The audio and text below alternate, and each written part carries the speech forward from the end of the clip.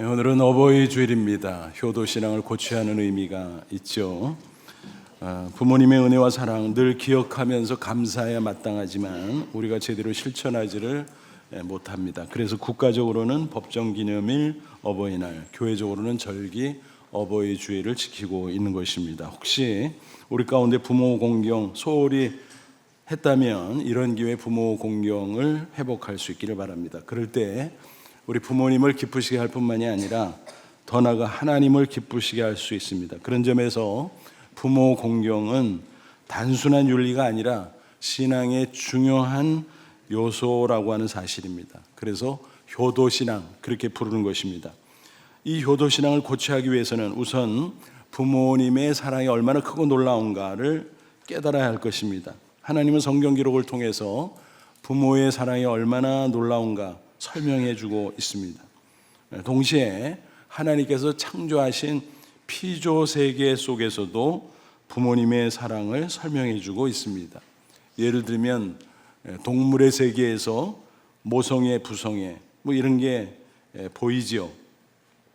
특별히 물고기 같은 경우는 부성애가 강한 동물로 알려져 있습니다. 가시고기, 부성애가 강하다고 하죠. 그래서 소설 제목 가운데도 가시고기가 있지 않습니까? 그런데 가시고기 이상으로 부성애가 강한 물고기가 있는데 줄도하돔이라는 물고기입니다. 이것은 태평양과 인도양의 열대 해역에 서식하는데 우리나라에서는 제주도 연안에서 발견된다고 합니다. 이 물고기는 부화 방식이 아주 특이해요. 암컷이 알을 낳으면 수컷이 그 알을 입속에 머금고 있습니다. 그리고 부화를 시킵니다. 부화 후에도 치어가 독립할 때까지 입안에 머금으면서 천적으로부터 보호해 준다고 합니다. 이 아비줄 도하돔은 오랜 시간 수족난과 치어들에게 신선한 물과 산소를 공급하기 위해서 이따금 입을 뻐끔거립니다. 그런데 희한하게 자신은 절대로 먹이를 먹지 않는다고 합니다. 그러다 보니까 치어들이 성장해서 아비의 입에서 나와 떠나 버리는데 본인은 어때요? 아무것도 먹지 못한 채 이미 기력이 쇠해져서 죽어버리는 경우도 왕왕 있다라고 하는 것입니다. 입안에 있는 알이나 치어를 내뱉으면 자기가 사는데 그러지 않는 거죠. 새끼를 향한 사랑이 정말 대단하다 하는 것을 알 수가 있습니다. 마치 부성애를 보여주는 것처럼 보입니다. 이처럼 미물 새끼도 놀라운 희생의 사랑을 보여줄진데 인간은 두말할 필요가 없겠지요. 부모님은 자식을 위해서 모든 것을 아낌없이 주고 또 주고 희생을 하는 것입니다. 그러다 보니까 어느덧 노쇠해지게 되는 거죠. 이와 같은 부모의 희생적인 사랑을 안다면 우리는 마땅히 부모 공경을 할 수밖에 없을 것입니다. 그것은 인간의 도리를 넘어서 하나님께서 명령하시는 신앙의 도리입니다. 그럼에도 우리는 늘 부족합니다. 부모의 사랑은 큰데 우리의 부모 공경은 미약하기 짝이 없습니다. 그래서 그런 말이 있잖아요. 내리사랑은 있지만 치사랑이 없구나. 정말 그 말이 맞는 것 같습니다. 성경은 그렇기 때문에 계속해서 강조합니다. 부모를 공경해야 돼. 부모를 공경해야 돼. 계속 말씀합니다. 성경은 이 말씀을 증거하는 동시에 성경 인물 가운데 특별히 부모 공경을 잘하는 효자들을 소개하고 있습니다. 이 사람을 봐라. 또 이 사람을 봐라. 효자잖아. 이 사람이 어떻게 승리했는지 봐라. 이런 식으로 소개하고 있습니다. 그런 인물이 여럿이 있는데 그 중에서 빼놓을 수 없는 한 사람이 바로 오늘 본문에 등장하는 이삭입니다. 그는 큰 효도를 한 성령 인물이었습니다. 본문은 잘 아시는 내용이죠. 아브라함이 독자 이삭을 번제로 드렸던 사건입니다. 아브라함이 하나님 앞에 부름받은 나이는 75세. 그때 자식이 하나도 없었잖아요. 근데 하나님께서는 놀랍게도 큰 민족을 만들어주겠다라고 말씀했습니다. 그러면 당장 자식 먼저 줘야 되는데 희한하게 또 하나님이 자꾸 딜레이를 시킵니다. 1년 지나도 소식이 없고 너무 빠른가? 라는 생각하고 좀 기다렸는데 2년 지나고 3년 지나고 5년 지나고 10년 지나도 소식이 없습니다. 그런 식으로 해가지고 무려 25년 긴 세월 끝에 100세가 되던 해에 겨우 외아들 이삭을 낳게 되었다라는 것입니다. 그때 얼마나 좋았을까? 아마 눈에 넣어도 아프지 않을 정도였으리라 생각을 해봅니다. 그리고 또 세월이 상당히 흘렀습니다. 정확히 모르겠습니다만 아마 아브라함이 120세 가깝게 되지 않았을까 짐작해 봅니다. 그렇다면 이삭의 나이도 10대 후반쯤 됐겠다. 우리는 판단할 수 있습니다. 그를 바라보는 아브라함의 마음 어땠을까요? 듬직한 아들을 보면서 흐뭇하게 생각했을 것입니다. 대견하게 생각했을 것입니다. 그리고 어느 날 하나님께서 아브라함을 불렀어요. 그리고 황당한 명령을 내립니다. 너의 독자 이삭을 번제로 바쳐라. 세상에 사람이 짐승의 아일진데 어떻게 번제로 바치라고 하나? 너무너무 황당하지 않아요? 그것도 굳이 복장을 긁듯이 뭐라고 말하면서 그랬나요? 내 아들, 내 사랑하는 독자. 몰라요 그걸? 그렇게 거듭거듭 복장을 긁듯이 지적해가면서 말씀하시는 건지. 그 이유가 무엇입니까?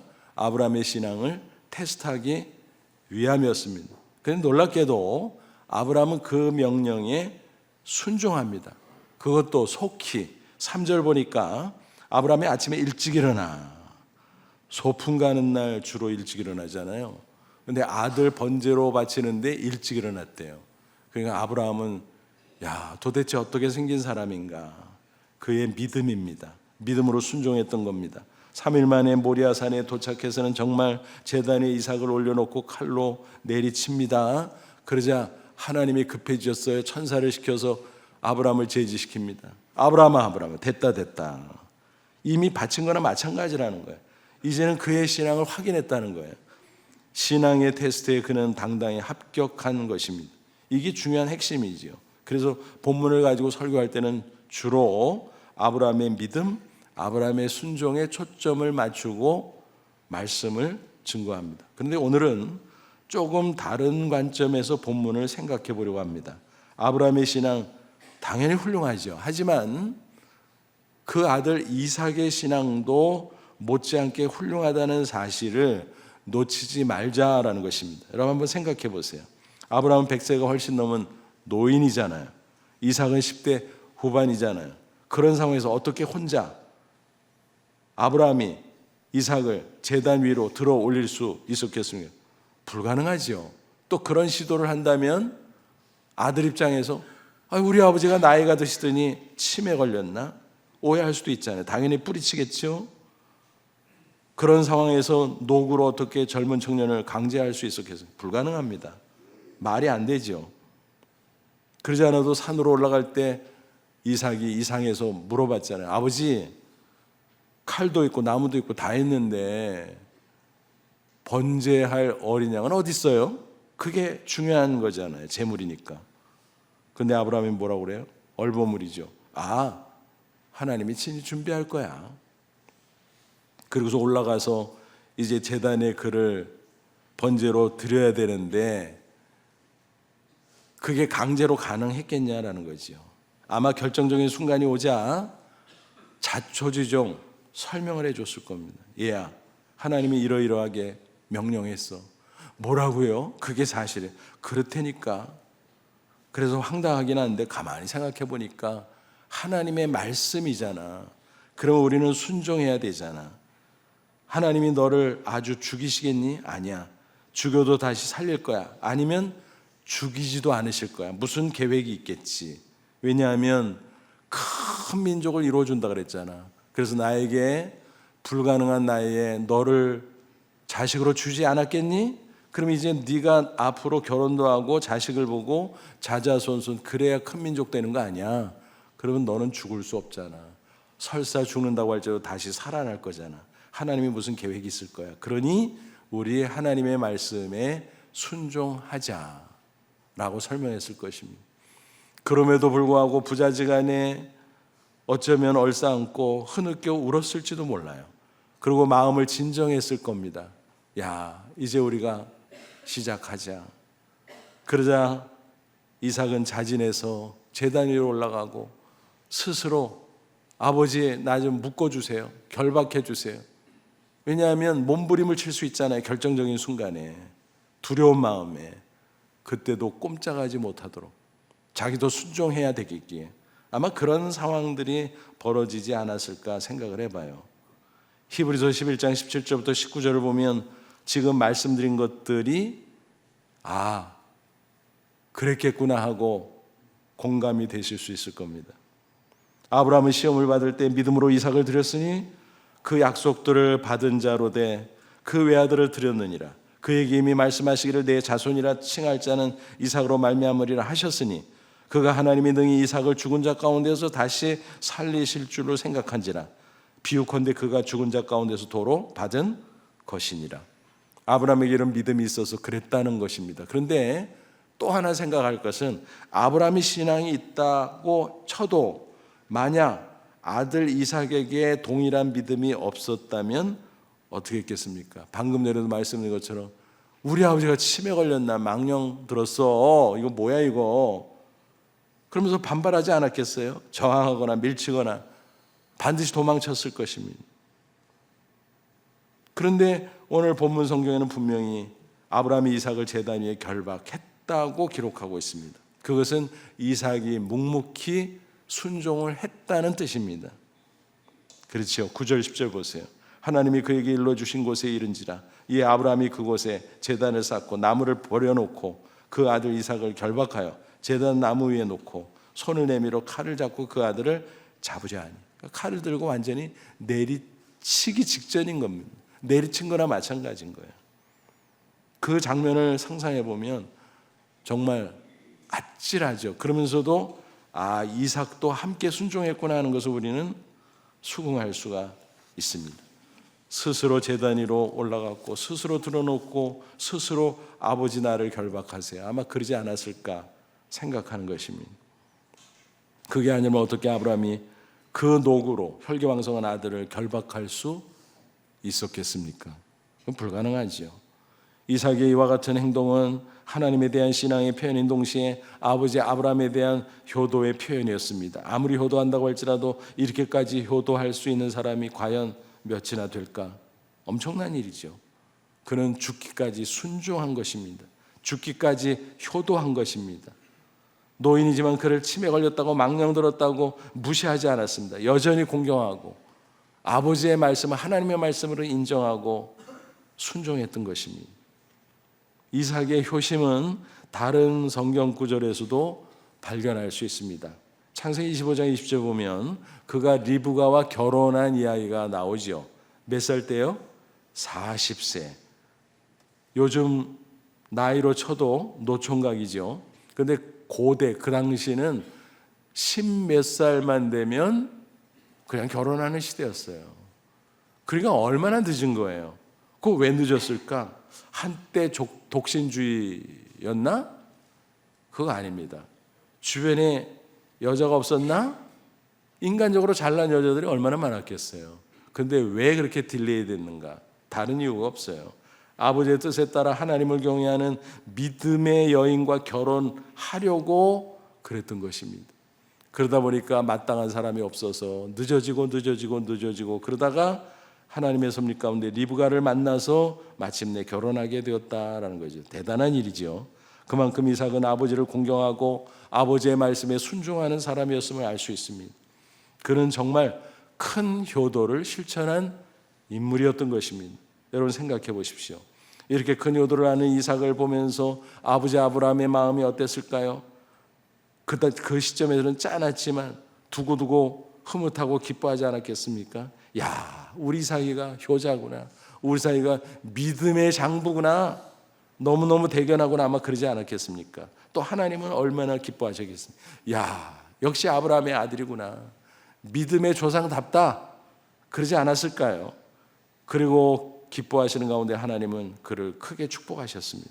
이삭의 생애 기록을 쭉 살펴보면 하나님이 얼마나 크게 축복했는지를 알 수 있어요. 창세기 25장 11절 보면 아브라함이 죽은 후에 하나님이 그 아들 이삭에게 복을 주셨고, 이 말은 뭐예요? 아브라함을 크게 축복한 것처럼 이삭에게도 크게 축복했다는 얘기죠. 또 26장 12, 13절 보면 이삭이 그 땅에서 농사 그의 100배나 얻었고 농사를 지었는데요 100배나 추수했다는 거예요. 여호와께서 복을 주심으로 그 사람이 창대하고 왕성하여 마침내 거부가 돼요. 큰 부자가 됐다. 요즘식으로 말하면 뭐예요?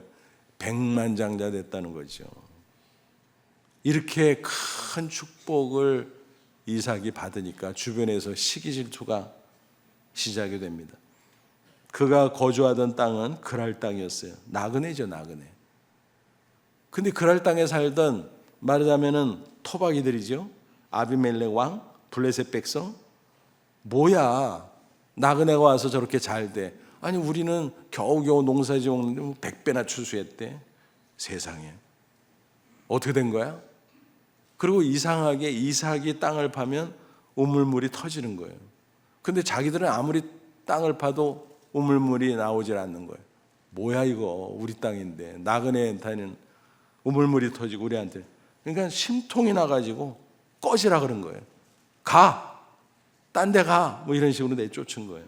근데 희한한 것은 다른 데로 옮겨가면 땅 파자마자 또 우물물이 터지고, 또 옮겨가면 땅 파자마자 또 우물물이 터지고, 신기한 일이 계속 벌어진 겁니다. 그러니까 그거를 주목하고 관찰했을 거 아닙니까? 블레셋 사람들이. 야, 이게 뭐야? 희한하네. 왜 그러지? 그러면서 그들도 깨닫게 됐어요. 이삭이 경외하는 여호와 하나님이 축복하신 거구나. 하나님이 이삭과 함께 하는구나. 그러면 우리가 잘못 건드리면 큰일 나겠다. 적당히 했으니까 그렇지 우리가 크게 핍박해서 큰일 날 뻔했구나. 오히려 겁을 먹기 시작했습니다. 그래서 사절단을 보내서 뭐라 그래요? 우리 친하게 지내지. 요즘식으로 말하면 평화 조약을 맺자고 간청을 한 거예요. 우리 조약 맺읍시다. 평화롭게. 그렇게 얘기한 겁니다. 26장 28, 29절 그들이 이르되 사절단이 간 거예요. 이삭에게 여호와께서 너와 함께 계심을 우리가 분명히 보았으므로 우리의 사이 곧 우리와 너 사이에 맹세하여 너와 계약을 맺으리라 말하였노라. 너는 우리를 해하지 말라. 이는 우리가 너를 범하지 아니하고 선한 일만 내게 행하여 내가 평안히 가게 하였음이니라. 이제 너는 여호와께 복을 받은 자 아니라. 불신자들이, 이방인들이 아브라함의 아들인 이삭, 아브라함도 대단했는데 이삭도 대단한 거예요. 그러니까 야, 이거 뭐야 이거. 하나님이 당신과 함께 하는군요. 당신을 축복하는군요. 그러니 이제 친하게 지냅시다. 이런 얘기입니다. 두려워했다는 얘기예요. 감동을 받았다는 얘기예요. 이삭은 블레셋 백성에게 완승을 거둘 수 있었습니다. 이삭이 이처럼 큰 효도를 통해서 큰 축복을 받은 것은 우연히 어쩌가다 된 것이 결코 아닙니다. 그것은 하나님의 약속이에요. 축복의 공식이에요. 이삭이 그랬던 것처럼 똑같이 큰 효도하는 사람에게 큰 축복이 있다는 것입니다. 하나님이 요구하시는 인간의 도리가 십계명이잖아요. 그 중에서 인간의 차원에서 가장 첫 번째 나오고 큰 계명이 뭐냐? 부모 공경의 계명이에요. 제5계명이죠. 십계명을 두 파트로 나눌 수 있어요. 1계명부터 4계명, 5계명부터 10계명. 1부터 4계명은 대신계명이라. 그건 뭐냐면 하나님에 대한 계명. 그래서 하나님을 어떻게 사랑할 것인가, 하나님 사랑의 계명이에요. 그런데 5계명부터 10계명은 대인계명이라 그래요. 사람과 사람 사이에서 어떻게 할 것인가 계명, 이웃사랑의 계명인 것입니다. 그런데 이 두 번째 파트, 인간끼리의 사랑의 계명 중에서 제일 먼저 나오는 게 뭐냐? 5계명 부모 공경이다라는 거예요. 출애굽기 20장 12절. 내 부모를 공경하라. 그러면 내 하나님 여호와가 내게 준 땅에서 내 생명이 길리라 그랬습니다. 공경하라. 계명, 명령이 있죠. 근데 그 다음에 뭐가 붙어 있어요? 약속이 붙어 있어요. 무슨 얘기입니까? 인센티브를 준다는 거예요. 부모 공경 중요하다. 꼭 부모 공경해라. 내가 너희들 축복할 테니. 어떻게 해요? 내게 준 땅에서 내 생명이 길리라. 장수의 축복, 신명기는 조금 더 구체적으로 다르게 표현하고 있어요. 신명기 5장 16절. 너는 내 하나님 여호와께서 명령한 대로 내 부모를 공경하라. 그러면 내 하나님 여호와가 내게 준 땅에서 내 생명이 길고 복을 누리리라. 장수의 축복과 더불어 형통의 축복까지 주신다고 약속하셨습니다. 이와 같은 5계명을 기초로 사도 바울은 부모 공경은 이런 거야, 이렇게 해야 돼 라고 설명하고 있습니다. 에베소 6장 1절로 3절. 자녀들아 주 안에서 너희 부모에게 순종하라. 이것이 옳으니라. 내 아버지와 어머니를 공경하라. 이것이 약속에 있는 첫 계명이니 이로써 내가 잘되고 땅에서 장수하리라. 약속에 있는 첫 계명이 뭐예요? 방금 전에 말씀드린 것처럼 인간 대 인간 사이에 지킬 계명 중에서 첫째가 바로 5계명이라고 그랬잖아요. 그런 뜻으로 첫 계명이라고 그랬어요. 또 축복의 약속이 붙어 있잖아요. 다른 계명에는 개별적으로 이런 약속이 붙어 있질 않아요. 오직 5계명에만 붙어 있는 거예요. 그래서 5계명, 부모 공경의 계명은 약속이 있는 첫 계명 이렇게 말씀합니다. 그만큼 너무너무 중요하고 반드시 하나님께서 축복하시는데 잘되고 형통, 장수와 형통의 축복을 주신다고 약속하셨습니다. 그러니까 하나님의 인센티브, 다른 말로 하면 하나님의 포상제도라는 걸 알 수 있습니다. 여러분 포상을 왜 해요? 잘하는 사람 격려해서 더 잘하게 하려고. 또 잘하지 못하는 사람 야 좀 이제 잘해 좀 그렇게 채근하기 위해서 포상을 하잖아. 그죠? 그래서 우리 인간의 본성상 내리사랑은 잘하는데 치사랑을 못하니까 야 부모 공경해 내가 축복할게 하나님께서 이렇게 말씀하셨다라는 것입니다. 그 반면 부모 공경의 계명을 어기면 어떻게 될까? 큰일 난다고 경고를 하고 있습니다. 축복 대신 저주, 징벌이 있을 거라고 말씀합니다. 성경에 그런 구절들이 굉장히 많아요. 그 중에서 두 구절만 인용해 보면 다음과 같아요. 잠언 30장 17절 아비를 조롱하며 어미 순종하기를 싫어하는 자의 눈은 골짜기의 까마귀에게 쪼이고 독수리 새끼에게 먹히리라. 무시무시한 표현이죠. 그만큼 불효자 하나님이 싫어하신다. 반드시 하나님이 저주하신다라는 거예요. 심지어는 출애굽기 21장 15절 보니까 뭐라고 되어 있어요? 자기 아버지나 어머니를 치는 자는 반드시 죽일지니라. 부모님을 굿하는 자가 있겠어 싶지만 있잖아요. 그런 이상한 인간들이. 종교개혁자 존 깔뱅은 이 말씀을 현실 속에서 실천했던 사람입니다. 그가 스위스 제네바에서 목회할 때 그 당시 시의회에서 함께 제정한 법률이 있어요. 그 중에 한 규정이 뭐냐면 부모를 구타한 자 사형 그런 것이었습니다. 그런데 아버지 뺨을 때린 10대 실제로 있었어요. 체포했어요. 깔뱅은 사형 그래서 사형시켰습니다. 그 사건을 지켜보면서 혹자는 깔뱅 인정머리 없는 지독한 사람이라고 비난했지만 그로서는 성경의 원리대로 시행했다라는 것입니다. 무서운 얘기죠. 그러므로 여러분 하나님의 큰 축복받기를 소원하십니까?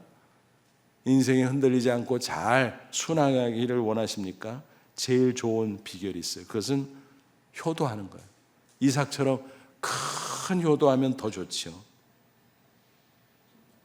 큰 축복받기 위해서 로또 복권 사는 게 아니에요. 백 쓰는 게 아니에요. 힘쓰고 애쓰는 게 아니에요. 힘쓰고 애쓰는 거야 뭐 좋은 거니까 해야 되겠지만 그건 기본이고 정말 중요한 것은 뭐냐? 하나님의 말씀에 순종하고 부모 공경을 실천하는 것이다 라는 것입니다. 이삭처럼 큰 효도라면 제일 좋죠. 부모를 공경하는 것은 당연한 일이지만 바로 우리 자신의 인생을 위해서도 복된 삶의 지름길이라는 사실을 꼭 기억하시기를 바랍니다. 우리 주변에도 잘 보면요, 효도를 잘해서 하나님 앞에 큰 축복을 받은 분들이 많아요. 우리 교회 성도들 중에서도 이렇게 살펴보면 야, 저분은 정말 훌륭한 효자야 라고 사료되는 분들이 있어요. 그런 분들 앞에 서면 저도 부끄러워집니다. 그분에 비하면 아유, 나는 형편없구나. 나는 불효자구나. 그런 생각이 들 때도 있습니다. 그런 분들은 하나님이 기뻐하세요. 축복하세요. 그 표적이 나타나요. 그 자손들도 잘 됩니다. 왜 그럴까요? 이런 말 있잖아요. 효자 집안에 효자 난다. 그게 뭔 소리예요? 부모님을 공경하면 그 당대도 복을 받지만 그 모습을 그 후손이 보잖아요. 야, 우리 부모님이 그 조상들 그렇게 공경하니까 복을 받네? 따라서 하는 거예요. 본받고. 그래서 자자손손 효도신앙, 자자손손 큰 축복. 그런 놀라운 역사가 이어지게 된다라는 것입니다. 부디 저와 여러분 개인과 가정에도 이런 놀라운 축복이 넘치기를 축원합니다. 그럼 구체적으로 어떻게 효도하면 좋겠습니까? 우리가 효도하는 방법은 의외로 간단합니다. 부모님을 기쁘시게 하면 되는 거예요. 그럼 하나님도 기뻐하세요. 어떻게 하면 좋을까요? 우리가 생각할 수 있는 방법이 여러 가지 있을 거예요. 부모님을 존중하면, 높여드리면 그러지요. 당연한 거지만 기뻐하시죠. 또 필요한 것을 제공해드리면 기뻐하시겠죠. 살펴서 이런 게 필요하시겠구나. 이런 게 필요하시겠구나. 그런데 그런 것들보다 더 크게 기쁘시게 할 수 있는 것은 뭐냐? 신앙적 효도라는 것입니다. 신앙적 효도. 구체적으로 말씀드리면 이런 겁니다. 부모님이 불신앙 가운데 있어요. 그럼 어떻게 돼요? 구원의 복음을 전해드려야 돼요. 그렇습니다. 전도가 가장 큰 효도예요. 아무리 물질적인 것을 많이 다양하게 제공해드린다고 할지라도 그 영혼이 영생 얻고 천국에 들어가시도록 복음 전도를 해드리지 않는다면 아무런 소용이 없는 게 그건 별것도 아닌 거예요. 우리가 자녀들에게 신앙 전수하는 게 가장 중요한 일이라고 했잖아요. 그와 같이 부모님을 향해서도 마찬가지죠. 복음 전도가 가장 귀한 일이고 가장 시급한 일이고 그것이야말로 가장 큰 효도라는 사실을 기억할 수 있기를 바랍니다. 우리 교회 성도들 가운데 이런 효도를 하는 분들이 제법 계세요. 목사가 설교 가운데 가끔 그러잖아요. 부모님 꼭 전도하세요. 시간이 없습니다. 부모님 전도하세요. 그러면은 그냥 에이 하고 흘려듣는 사람들도 있지만 어떤 분들은 그거를 딱 잡아요. 그리고 마음속에 새겨요. 맞아. 우리 부모님, 우리 할머니, 할아버지 연세가 더럭더럭 들어가는데 맞아. 빨리 해야지. 근데 형편이 여의치 않을 때도 있어요. 오랫동안 살다 보니까 완고해지셔서 받아들이잖아요. 야, 내가 이 나이에 무슨 예수를 믿냐? 이 나이에 무슨 교회를 가냐? 그런 분들도 있어요. 받아들이지 않는 가운데 거부하시는 분들도 있어요. 하지만 그렇다고 포기해서는 안 되겠죠. 어찌하든 복음 전할 기회를 만들어야 합니다. 어떤 분들은 이런 분도 있어요. 시골 고향에 부모님이 계세요. 멀죠. 생활권이 달라요. 어떻게 찾아뵈요? 1년에 명절 때 찾아뵙기도 어려운데. 하지만 결단하는 거예요. 내가 주말에 내려가리라. 작정하고 목표 세워서 몇 주라도.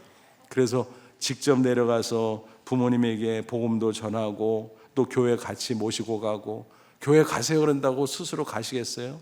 평생 예수 안 믿던 분들이. 그러니까 직접 가서 복음 전하고 함께 모시고 가고 그래서 어색하지 않도록 그렇게 도와드리면 이제 얼마 후에는 혼자 다니시고 또 예수님 영접하고 세례받고 그런 일들이 나타나게 된다는 것입니다. 여러분 그런 목적이라면요 우리 교회 예배 몇 주 빠져도 괜찮아요. 목사로서는 우리 교회 예배 안 빠지는 게 좋기는 하지만 그런 목적이라면 얼마든지 몇 주 빠지셔도 저는 지지합니다. 응원합니다. 기뻐합니다. 또 어떤 분은 이래요. 부모님이 병환으로 고향에 계시다가 서울에 올라와서 입원하셨어. 찬스잖아요. 목회자로 연락하는 거예요. 우리 아버지, 우리 어머니 어느 병원에 입원하셨어요. 와서 기도해 주시고 복음 제시해 주세요. 그럼 목회자들이 어떨 것 같아요? 아이 귀찮게 그렇겠어요? 반가워합니다. 반가워요. 왜요? 복음 전하는 기회 얻었잖아요. 우리도 득달같이 가지요. 그래서 복음 전하고 기도해드리고 그러면 치유되기도 하고 설사 치유되지 않는다가도 복음 전하면 예수 믿고 구원받고 남은 인생 영생을 누리다가 저 천국에 들어가시잖아요. 그런 케이스가 더러더러 있어요. 그럼 얼마나 기쁘고 감사한지 몰라요. 우리 목회자들에게도 하나님 앞에 칭찬받는 기회예요. 어떤 분들은 그래요. 미안해서요. 미안하긴 목사들이 하는 게 그건데 뭘 미안해. 목사 일 시켜주는 건데. 그것이야말로 좋은 일이고 최고의 효도라는 사실을 꼭 기억하시기 바랍니다. 그리고 부모님이 신앙인인 경우는 어떻게 하면 될까요? 그분들의 권면을 잘 따르면 돼요. 오랜 생활 신앙생활하면서 우리 부모님들 어르신들은 어떻게 해야 가장 큰 축복을 받는지 잘 아시거든요. 그래서 권면하세요. 이렇게 하면 좋겠다, 이렇게 하면 좋겠다, 이렇게 하거라. 그러면 자녀 손들이 그 신앙적 권면을 잘 듣고 순종하는 겁니다. 그냥 연로하신 분이 말씀하시는데 성가시오 그러지 말고 그걸 잘 귀담아 듣고 그걸 순종하면 그것이 축복이 되는 것입니다. 주일 성수해라. 아무리 일이 많아도 주일 예배는 꼭 지켜야지. 알겠습니다. 순종해야 됩니다. 어렵지만 그래도 꼭 구별해서 11조는 드려라. 그래야 하나님이 축복하신다. 성경 꼭 읽어라. 성경에서 하나님의 지혜를 발견할 수 있단다. 꼭 시간 내서 기도해라. 기도하면 하나님 응답하신다. 꼭 정직하게 하나님의 뜻대로 살아라. 치우치지 말고. 그런 말씀들, 평범하고 별것도 아닌 것 같지만 그게 평생의 신앙생활에서 우러나온 말씀들이에요. 그 말씀을 귀담아 듣고 순종하면 하나님께서 얼마나 기뻐하시겠어요? 반드시 크게 축복해 주십니다. 이삭은 번제로 바치려고 해도 아버지의 말씀에 순종을 했는데 우리에게 좋은 말씀을 주시는데 불순종할 게 뭐가 있겠어요? 당연히 순종해야죠. 그럴 때 하나님이 기뻐하시고 크게 축복해 주시는 것입니다. 미국의 16대 대통령 링컨 이야기 우리가 자주 나누잖아요. 정기작 작가 에밀 루드비히라는 사람이 있는데 그가 쓴 링컨의 생애라는 전개가 있어요. 거기 이런 대목이 있어요. 하나님은 링컨에게 위대한 사람이 될 만한 조건을 한 가지도 주지 않으셨다. 다만 그에게 가난과 훌륭한 신앙의 어머니만 주셨을 뿐이다. 지독하게 가난했어요. 시골 구석이에요.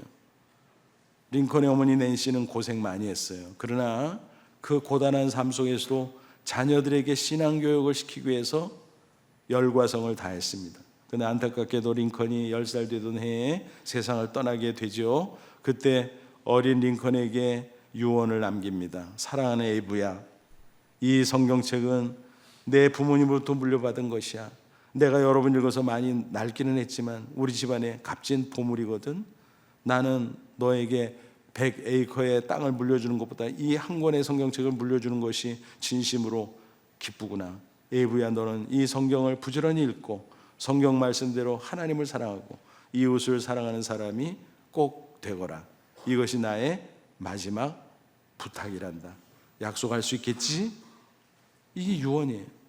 어찌 보면 평범한 것 같지만 신앙의 권면이기 때문에 너무너무 귀한 말씀이었고 어린 에이브러임 링컨은 그것을 가슴에 새겼어요. 그리고 평생 그걸 기억하면서 어머니 유언을 지키고 순종했습니다.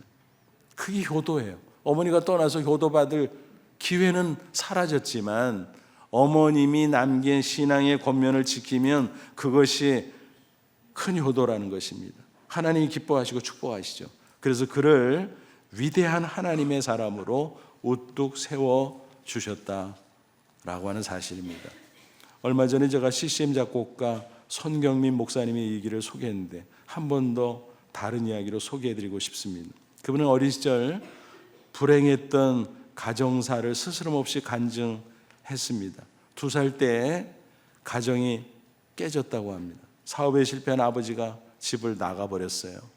그것으로 끝이었습니다. 가정이 풍비박산이 난 거죠. 빚쟁이들이 몰려와서 이리저리 쫓겨다니면서 1년에 4번 이사를 하는 일도 있었다고 합니다. 그때 어머니의 나이가 28세. 기가 막히죠.